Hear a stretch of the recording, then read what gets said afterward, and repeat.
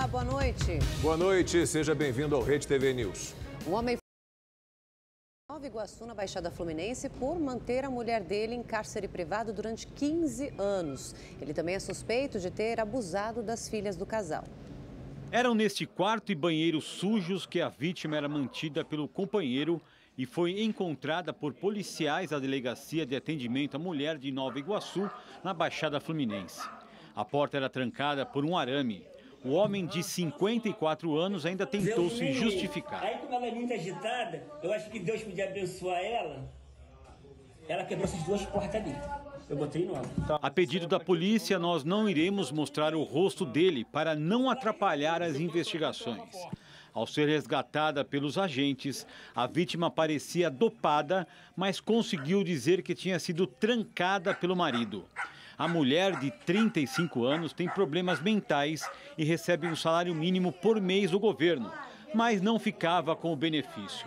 Fora esse domínio físico e moral, ele também tinha um domínio financeiro da vítima, porque ele pegava no banco a pensão que era para ela e, logicamente, não repassava. Ele mantinha a vítima totalmente em um local insalubre, dopada, trancada dentro de um quarto. Quando os agentes chegaram lá, ainda encontraram remédios sem nenhum tipo de rótulo, sem receita, sem validade, nada. Isso nós vamos investigar o que ele dava para essa vítima tomar. A denúncia do cárcere foi feita por uma psicóloga da prefeitura que atendia uma das filhas do casal. Durante uma consulta, a menina relatou que foi abusada pelo pai. A delegacia de Nova Iguaçu já investigava abusos a 3 filhas do casal desde 2015. E por isso, os dois já tinham perdido a guarda das meninas. A mulher está sendo atendida pela Secretaria de Saúde da cidade. Já o homem vai responder por cárcere privado qualificado porque a vítima era companheira dele e também por maus tratos animais. No quintal da casa, os agentes encontraram uma cadela amarrada a uma árvore, sem água e sem alimento, além de filhotes de gatos também sem cuidados. Já reparamos que as ocorrências de violência doméstica são muito ligadas às ocorrências de maus tratos aos animais. Esse autor que é tão covarde, ele machuca a família como um todo, inclusive os animais domésticos. A polícia procura uma mulher que invadiu e roubou um apartamento num condomínio de luxo em Belo Horizonte. O prejuízo das vítimas passa de R$1 milhão. A suspeita entrou no condomínio após se identificar na portaria como hóspede de um morador. Nessas imagens, ela aparece no hall do edifício falando ao celular. A mulher vai até o elevador dos fundos e cruza com uma pessoa. A câmera instalada no closet do apartamento arrombado também gravou a criminosa durante a ação.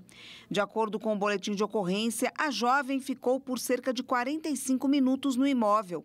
Ela usou ferramentas para arrombar portas e saiu pela portaria. Os donos do apartamento estão no exterior. Um familiar das vítimas afirmou que joias, relógios, bolsas de grife e 2 armas que são legalizadas foram roubadas. Os produtos foram avaliados em mais de R$1 milhão. De acordo com a polícia, além da mulher que aparece nas imagens, pelo menos 2 homens estão envolvidos no roubo. Até agora, ninguém foi preso. Uma carreta com 2 carrocerias caiu no Rio Grande, em Delfinópolis, Minas Gerais, quando o motorista tentou entrar numa balsa. O caminhão estava carregado com gesso. A cabine e uma das carrocerias foram parar na água. O motorista estava sozinho e não se feriu. O caso vai ser investigado pela Marinha. Uma menina de 9 anos caiu do 3º andar de um prédio em João Pessoa e foi salva por uma vizinha. A mulher viu a criança pendurada na janela, levantou os braços e conseguiu amortecer o impacto da queda. A menina foi socorrida e está em observação. Segundo a família, ela tem autismo e teria se assustado com o barulho de uma festa. Uma criança de apenas 4 anos levou 2 armas dentro da mochila para uma creche em Santo André, no ABC Paulista. As 2 armas eram antigas e foram encontradas por uma professora. E as professoras daí, elas têm o costume de verificar as mochilas. E aí foi onde que uma das professoras descobriu que essa criança estava com 2 armas de fogo. Aí foi adicionado a polícia E daí eles levaram as armas. As garruchas estavam sem munição, em mau estado de conservação e sem numeração aparente. De acordo com os policiais, os pais foram ouvidos e disseram que não sabem como as armas foram parar dentro da mochila. O armamento foi encaminhado para a perícia. Se ficar confirmado que as armas funcionam, os pais da criança podem responder criminalmente por omissão. Essa mãe, que não quis se identificar, ficou assustada quando soube o que aconteceu. Essa arma está carregada e a criança pega a arma, dispara, né? E é muito perigoso tudo isso daí. Então é lamentável mesmo, uma irresponsabilidade muito grande. O quadro Casos de Polícia vai mostrar agora como está a jovem que foi baleada há quase 20 anos na universidade em que estudava, no Rio de Janeiro. Luciana Novaes sobreviveu, mas ficou tetraplégica. Ela se tornou vereadora do Rio. O autor do disparo nunca foi identificado.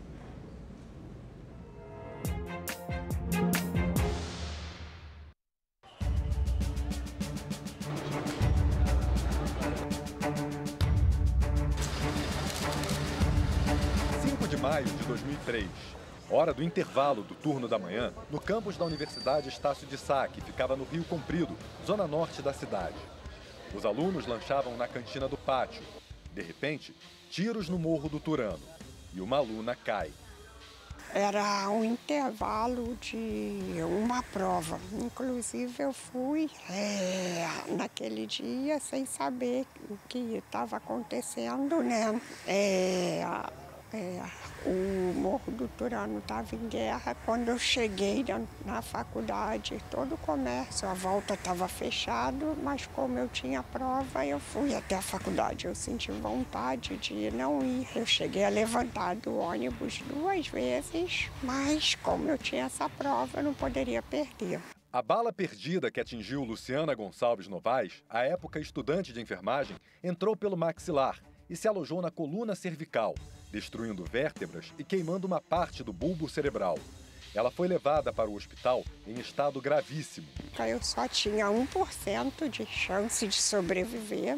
Os médicos diziam que se eu sobrevivesse, que eu iria ficar num quadro vegetativo, não iria mais voltar a falar, não iria mais voltar a comer, não teria minhas faculdades mentais preservadas e, graças a Deus, eu superei as expectativas dos médicos. Eu fiquei durante 1 ano e 10 meses dentro do hospital e reaprendi, Reaprendi a me alimentar novamente, reaprendi a falar e foi muito difícil. Mas graças a Deus eu superei todas aquelas expectativas e eu acredito que assim foi uma nova vida, que Deus me deu a oportunidade de ter. Eu ali dentro do hospital. Luciana venceu a morte, mas ficou tetraplégica. Foi um longo processo de recuperação, com 7 cirurgias. O apoio da família foi muito importante. A irmã, Georgiane, que é quem toma conta de toda a rotina de Luciana, abandonou tudo para se dedicar a ela. O desespero foi tão grande que eu pedi a Deus que, se fosse da vontade dele, que ela continuasse viva, que eu iria dedicar minha vida a ela. E se ela não tivesse uma missão a cumprir, que levasse. Então, acho que assim, Deus ouviu o que eu pedi, ela continuou viva e eu não posso fazer o contrário, a não ser fazer a promessa que eu fiz a Deus, dedicar minha vida a ela. Valmir, o outro irmão, também participa no revezamento aos cuidados. É uma coisa de união, de carinho, onde a gente procura sempre estar junto, na medida possível. Como eu estava falando, a minha irmã, a Jo, ela fica direto, Então, é cansativo, exaustante, difícil, direto. Aí, às vezes, a gente consegue um tempo para vir ficar um final de semana aqui com ela, entendeu? Para poder ajudar um pouco nisso tudo. Acoplado à cadeira de rodas, um respirador mecânico ajuda a Luciana a respirar. Ela também depende de uma equipe multidisciplinar formada por enfermeiras e fisioterapeutas. O sistema de home care e a casa toda adaptada na zona oeste do Rio são financiados pela Universidade Estácio de Sá. Luciana também conseguiu se formar à distância em serviço social. Ela abraçou a causa das pessoas com deficiência e entrou na política. Conquistou o primeiro mandato como vereadora em 2016 e participou de 155 projetos de lei, com 51 deles aprovados. Também foi responsável por tornar a Casa Legislativa mais acessível a pessoas com deficiência. Este ano tentou, mas não foi eleita para a Câmara dos Deputados. A partir do ano que vem, volta a ser vereadora. Tinha pessoas que falavam, né, mas você não tem nenhum movimento e o que você vai fazer dentro de uma Câmara Municipal? E eu sempre respondi, as nossas limitações não estão no nosso movimento, está na nossa mente. E graças a Deus eu tenho uma mente livre, uma mente muito aberta, uma mente que tem toda a capacidade. O caso permanece sem solução. Até hoje não se sabe quem fez o disparo que atingiu Luciana ali no campus onde funcionava a universidade.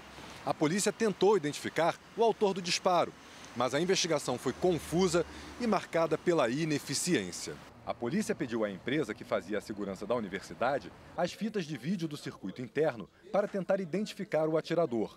Na época, um homem supostamente armado foi identificado no interior da instituição. Mas o que a polícia pensava se tratar de um criminoso com um fuzil era, na verdade, um empregado da limpeza carregando vassouras. Segundo a investigação, o material entregue pela empresa de segurança havia sido adulterado. Faltavam cerca de 10 minutos de imagem. Na época, o secretário de Segurança, Antony Garotinho, pediu a abertura de um inquérito para saber o porquê das imagens não terem sido entregues. Um policial que trabalhava como segurança da Estácio chegou a ser apontado como suspeito de ter feito disparo. Nos meses seguintes, a polícia anunciou mais de uma vez prisões de outros suspeitos e até a apreensão da arma do crime. Nada ficou provado. Mesmo assim, Luciana não guarda mágoas e só quer seguir em frente. As pessoas falam assim, você tem revolta no seu coração? Não, eu não tenho revolta da pessoa que fez, mas assim, eu fico triste de ver assim que os casos hoje em dia não são apurados, né? Não só o meu caso, mas como muitos casos que a gente vê por aí, porque eu acredito na justiça. E quando a gente vê um caso que fica impune, que não tem os seus responsáveis punidos, isso deixa a gente muito triste.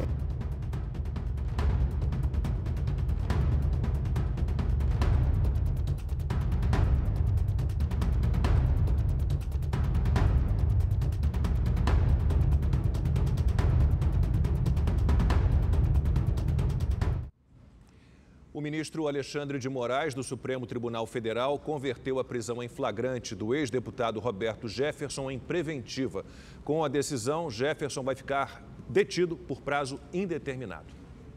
O ministro do STF decidiu manter a prisão do ex-parlamentar por causa da quantidade de armas e munições encontradas na residência dele. Dentre os armamentos, mais de 7.000 cartuchos compatíveis com fuzis e pistolas. O arsenal foi achado após uma ação policial que resultou na prisão de Jefferson no último domingo. O ex-parlamentar disparou tiros de fuzil e lançou granadas em policiais federais que cumpriam mandados de prisão expedido por Moraes. O ministro havia revogado a prisão domiciliar de Jefferson e pedido a volta ao regime fechado depois que ele usou as redes sociais para xingar a ministra Carmen Lúcia, também do STF. Ele ainda teria desobedecido outras regras impostas pela Justiça. No dia da prisão, 2 agentes ficaram feridos. O político foi preso em agosto do ano passado durante as investigações de milícias digitais e organizações criminosas que, segundo a Justiça, agiam contra o Estado Democrático de Direito. Ele havia recebido o direito de prisão domiciliar devido a problemas de saúde. De acordo com Moraes, a detenção de Roberto Jefferson é necessária para garantir a ordem pública. Se eu estiver doente, preciso testar um atestado para justificar minha doença? Se no dia da eleição o eleitor não puder comparecer, por qualquer motivo, inclusive por doença, ele vai ter um prazo para justificativa, apresentação da justificativa para o juiz eleitoral. O prazo de 60 dias após a eleição, que em relação ao segundo turno termina no dia 9 de janeiro de 2023. O presidente candidato à reeleição pelo PL, Jair Bolsonaro, cumpriu agenda no Rio de Janeiro. No final da manhã de hoje, Jair Bolsonaro participou de uma motocarreata que saiu de Belfor Roxo para São João de Meriti, municípios vizinhos na Baixada Fluminense.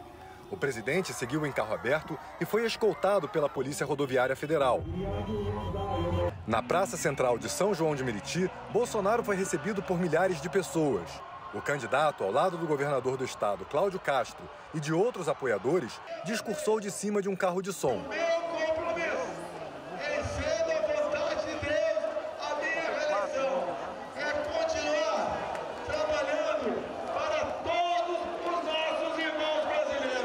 O dia de campanha no Rio de Janeiro teve uma segunda etapa. À tarde, Bolsonaro esteve em uma praça de Campo Grande, na zona oeste da capital fluminense, para participar de um comício. Ao lado de Cláudio Castro e de lideranças políticas locais, Bolsonaro foi recebido por apoiadores. Ao discursar, lembrou sua trajetória política no Rio de Janeiro. Estado que me acolheu, me deu mandato de vereador e 7 mandatos de deputado federal. Muito obrigado, Rio de Janeiro. Vocês me adotaram e eu fui muito feliz nessa terra. E falou sobre a melhora dos indicadores econômicos do país. Estamos indo em frente. O Brasil é uma grande potência. Toda semana se revê os números da economia para cima. O Brasil está dando certo. Pode ter certeza. Está dando certo para quem também? Porque no meu governo não tem corrupção. O candidato do PT à presidência da República, Luiz Inácio Lula da Silva, teve apenas uma agenda pública nesta quinta-feira. No dia completa 77 anos, o ex-presidente Lula concedeu uma entrevista a emissoras de rádio, TV e a um jornal de Brasília durante a manhã. Há 3 dias da eleição, o candidato falou sobre os feitos de seu governo na educação e quais os planos para um eventual 3º mandato. Nós vamos agora fazer escola de tempo integral e para fazer escola de tempo integral a gente vai ter que mudar inclusive o tamanho das escolas e o jeito que as escolas são feitas. E é preciso que a escola tenha multifuncionalidade, que a escola possa ter esporte, possa ter lazer, possa ter cultura, para que as crianças sintam prazer em ir para a escola. E também a gente criar um ensino médio profissionalizante para que o jovem saia do ensino médio com uma profissão para entrar no mercado de trabalho. Lula voltou a dizer que, em caso de vitória, vai se reunir com os 27 governadores eleitos para que sejam levantadas as principais necessidades de cada um dos estados em relação à infraestrutura e saúde, além de trabalhar para combater a fome. A gente vai ter que incentivar muito a agricultura, sobretudo a agricultura, sabe, até 100 hectares, que são 4,5 milhões de pequenos produtores, que é quem produz a comida do povo brasileiro, para que a gente aumente a nossa capacidade produtiva para baratear os alimentos. Durante a tarde, o candidato se preparou para o último debate, que será nesta sexta-feira, e lançou a Carta para o Brasil do Amanhã com 13 tópicos, reforçando compromissos com a sociedade, caso seja eleito. Entre eles, retomar o programa Minha Casa Minha Vida. O restante do dia foi reservado para celebrar o aniversário com a família. E a reta final da disputa para a presidência é o tema da rodada de opinião.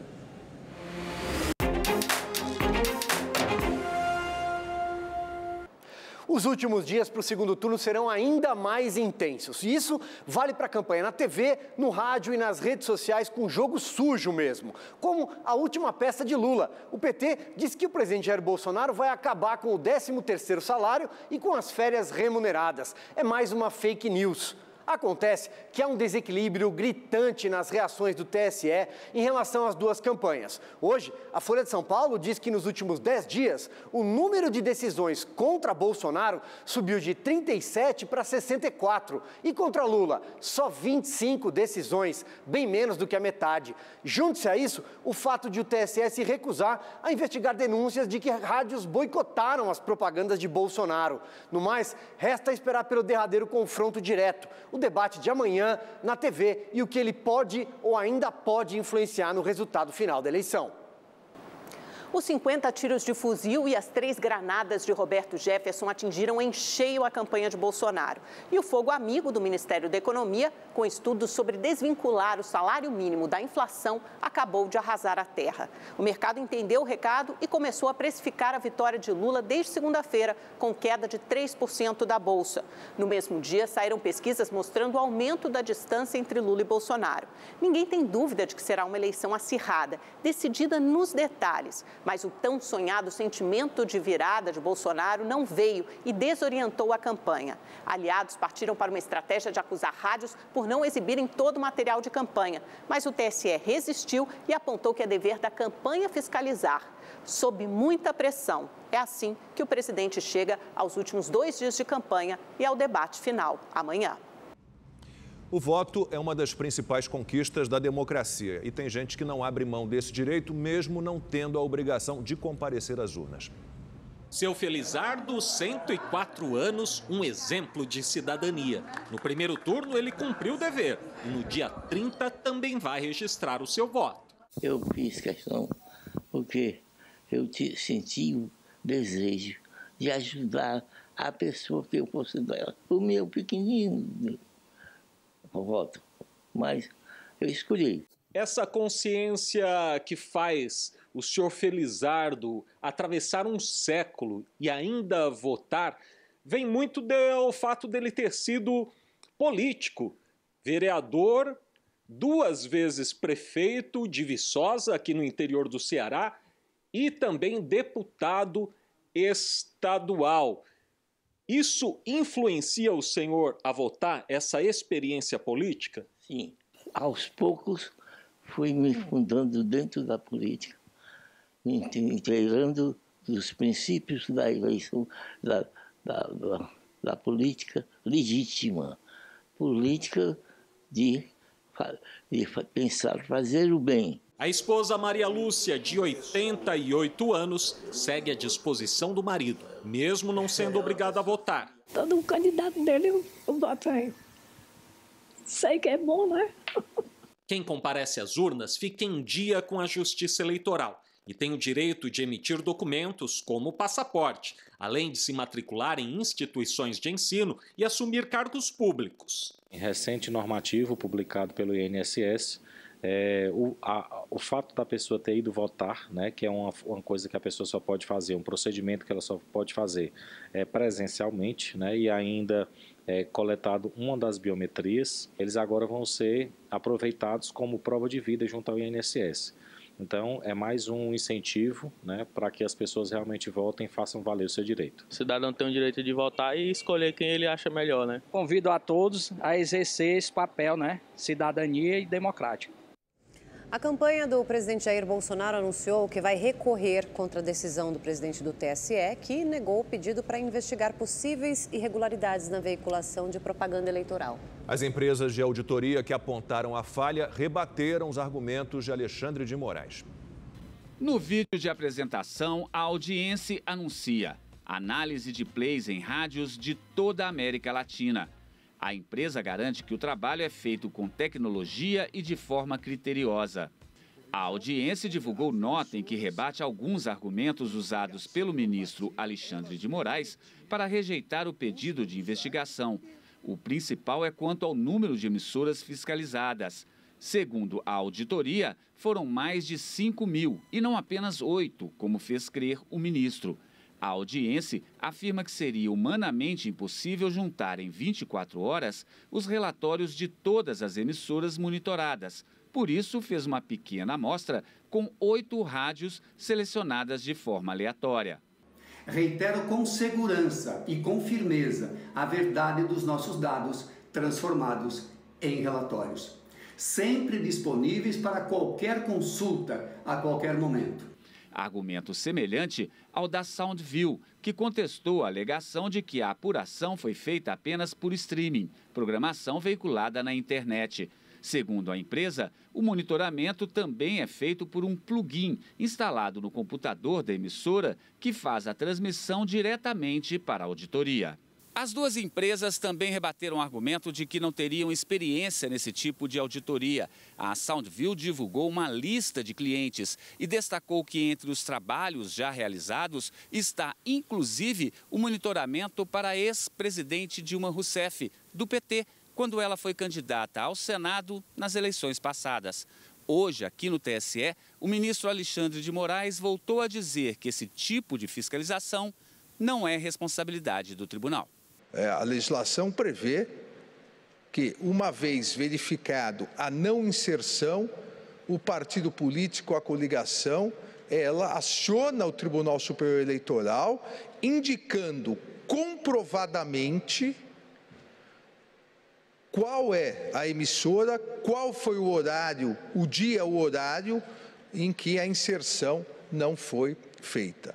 A coordenação de campanha do candidato Jair Bolsonaro afirma que esse procedimento foi realizado e dentro do prazo de 24 horas estabelecido pelo ministro. O presidente disse que sua equipe irá recorrer da decisão de Moraes. Da nossa parte, nós iremos às últimas consequências, dentro das 4 linhas da Constituição, para fazer valer aquilo que as nossas auditorias constataram. Realmente um enorme desequilíbrio tocante às inserções. Isso, obviamente, interfere na quantidade de votos no final da linha. Partido Novo suspendeu a filiação de João Amoedo, ex-presidente da sigla. Essa decisão foi tomada depois que o político anunciou que votaria no ex-presidente Lula no segundo turno das eleições. No dia 3 de outubro, o partido se posicionou contra o PT. Segundo nota emitida pelo Novo, Amoedo responde a um processo disciplinar. Por isso, ele foi suspenso provisoriamente. Nas redes sociais, Amoedo disse que recebeu a notícia com surpresa e indignação. Ele afirmou que vai recorrer da decisão. O aplicativo e-Título, que pode substituir o título de eleitor impresso, vai ficar disponível para download até o próximo sábado. Quem já usou a versão digital no primeiro turno não precisa baixar o documento de novo. Segundo o Tribunal Superior Eleitoral, até a véspera do primeiro turno, cerca de 30 milhões de eleitores ativaram o aplicativo. Meu nome é Bruno Ferreira, sou barista daqui de Recife. E eu queria saber se eu posso votar sem o título de eleitor no segundo turno. Sim, o eleitor ele pode se identificar na sessão eleitoral ou com e-título, ou com RG, ou mesmo carteira de trabalho com fotografia, um documento oficial com foto. O título, ele auxilia, agiliza o atendimento. O ministro do Supremo Tribunal Federal, Nunes Marques, manteve a liberação de empréstimo consignado para beneficiários do Auxílio Brasil e do Benefício de Prestação Continuada, o BPC. Essa decisão foi tomada numa ação movida pelo PDT. O partido alegou que a lei aprovada em julho é inconstitucional. O caso deve ser analisado pelo plenário do STF. A taxa de desemprego no Brasil recuou para 8,7% no terceiro trimestre, menor índice desde dezembro de 2015. Os dados são do IBGE. Na comparação com o mesmo período do ano passado, a queda foi de 3,9 pontos percentuais. Ao todo, quase 100 milhões de pessoas estão trabalhando no país, um recorde na série histórica que começou em 2012. O ministro da Economia, Paulo Guedes, afirmou durante um evento em São Paulo que vai reajustar o salário mínimo e a aposentadoria acima da inflação. Vamos dar aumentos reais de salários. Tanto o salário mínimo, que teve aumentos iguais à inflação, agora ele vai ter acima da inflação. Os aposentados que tiveram aumentos iguais à inflação, agora podem ter acima da inflação. E o funcionalismo público pode começar a ter aumentos agora acima da inflação, porque subiu muito a produtividade.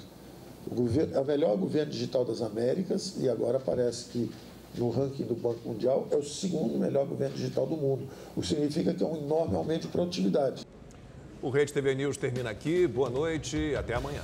Boa noite para você, bom descanso.